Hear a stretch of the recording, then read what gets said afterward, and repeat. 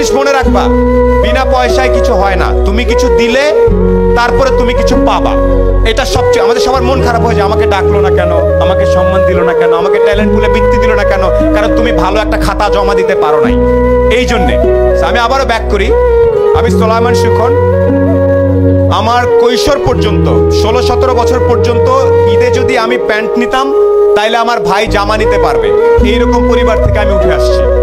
আমার বাবা ছিলেন আর্মির একজন সার্জেন্ট, যেটাকে আমরা হাবিলদার বলি। আমরা ছিলাম 5 ভাই বোন। সে অবস্থা থেকে আল্লাহর রহমতে এখন অনেক ভালো জায়গায় আছি। এই গল্পটা ছোট্ট করে একটু বলবো।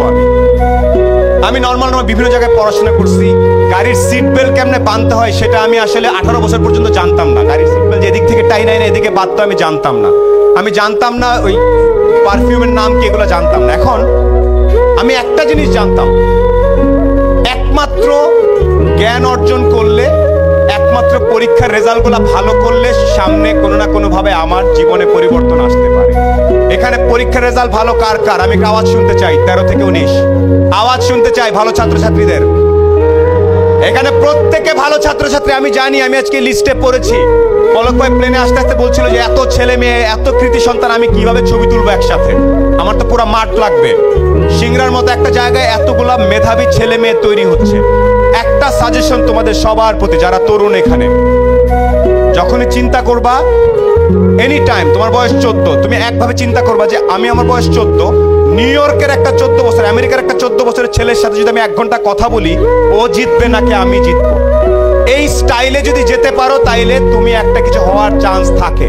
না, অনেক আগেই বলতে পারবো না ভাই আমি, কেন আমেরিকার ছেলেটা কি দেখে, ও যা দেখে তুমিও তাই দেখো। ইন্টারনেট আছে না, আমি তোমাদের শেখ কামাল ডিজিটাল ল্যাব দেখে আসছি। আমি জানি এই আমতলা ইন্টারনেটের কারণে ছেলে পেলে এসে বসে বসে কাজ করে, আমি জানি এটা। আমেরিকার ছেলেটা যে ইন্টারনেট ইউজ করতেছে, তুমি একই ইন্টারনেট ইউজ করতেছো না? কে কে আওয়াজ? না ভাইয়া, আমি তো ইন্টারনেটে খালি গান দেখি আর একটু ফেসবুক করি, তাইলে হবে না।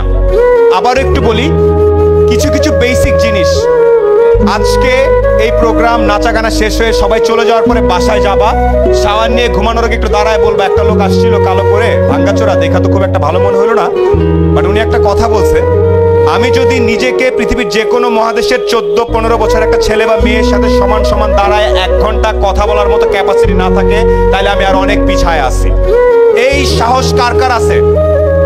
আমেরিকার একটা ছেলের সাথে 1 ঘন্টা, আয় বাবা তোর সাথে আলাপ করি, আয় তোর একটু চলন মিলের স্টাইল শিখায়, আয়, এটা কে কে করতে পারবে?